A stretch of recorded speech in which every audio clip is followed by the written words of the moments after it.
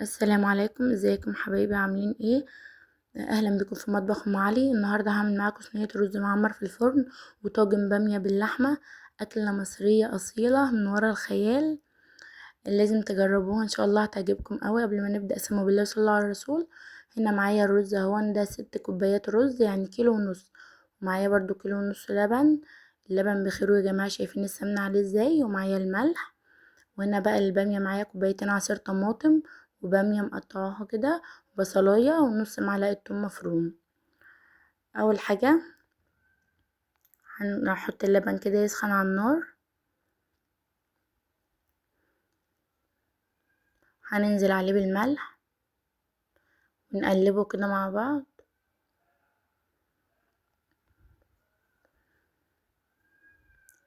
بعدين هجيب كده معلقة زبدة او سمنة فلاحي، هنزل بيها على اللبن، معلقة معلقتين حسب ما انتي عايزة يعني. وهجيب صينية دي مقاس 26، هحط فيها معلقتين سمنة برضو كده من تحت القعر كده يعني، معلقة كمان. هنزل بقى بالرز، انا غسلاه ومصفياه.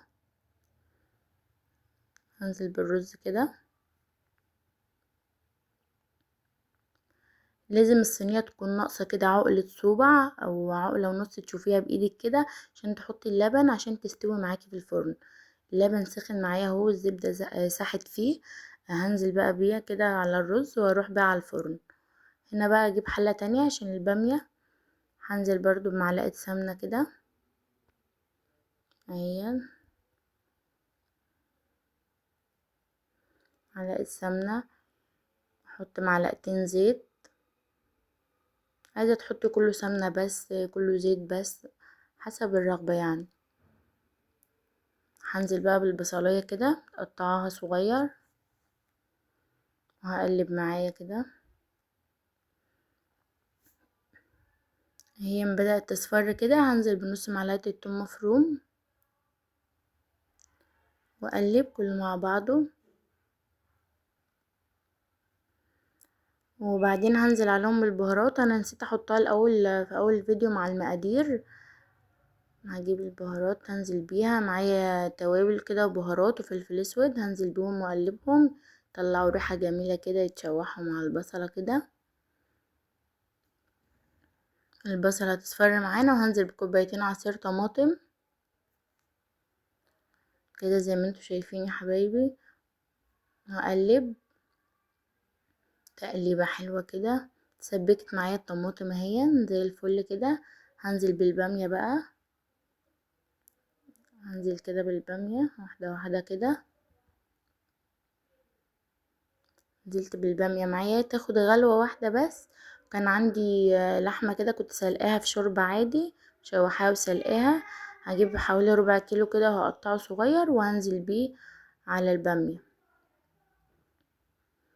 هي مش مستوية سوا كامل يعني، سوا الا ربع كده. نزلت بيها على البامية تاخد غلوتين بس كده. وبعدين احط لها مغرفتين شوربة كده او 3. انزل بيها كده بالشوربة على البامية. وبعدين جبت الطواجن الصغيرة دي عشان هغرف فيها البامية وهدخلها الفرن. ممكن تحطيها في طاجن كبير عادي، فانا قلت اجدد كده احط في الطواجن الصغيرة دي، بتبقى برضو جميلة وشكلها حلو كده. وبتبقى الطاجن على قد الفرد كده، كل واحد ياخد الطاجن بتاعه، بتبقى تحفة.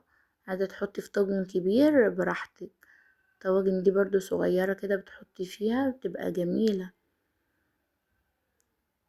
ايوه شايفين؟ بصوا زي العسل. وصفة جميلة لازم تجربوها، دي أكلة مصرية بقى. الرز هنا معايا طلعته اهو يا جماعة من الفرن، شايفين شكله عامل ازاي؟ يفتح النفس. بصوا مستوية وجميلة واخدة وش كده من فوق تجنن.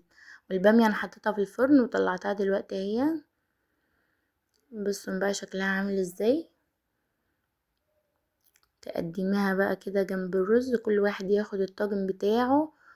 ومعايا برضو الشوربة بتاعت اللحمة الجميلة اللي انا كنت سلقاها، قلت احط طبقين كده جنب الاكل عشان تبقى السفرة بتاعتنا جاهزة. زي العسل، وبألف هنا وشفا. ربنا يحسن ما بين ايديكم، لازم تجربوها. ربنا يسعد قلبك يلي تحطي لي لايك وتشتركي في القناة. الرز اللي في الصينية دي برضو يا جماعة ممكن تحطيه في طاجن، تعمليه في طاجن زي الطواجن اللي انا عاملة فيها البامية، بس بيبقى طاجن كبير. هعمله لكم برضو مرة عشان تشوفوا الطريقة ان هي اللي احسن. ربنا يحسن ما بين ايديكم. بصوا السفرة كده جاهزة ازاي، تفتح النفس. اي تعليق كده او كومنت منكم، والسلام عليكم.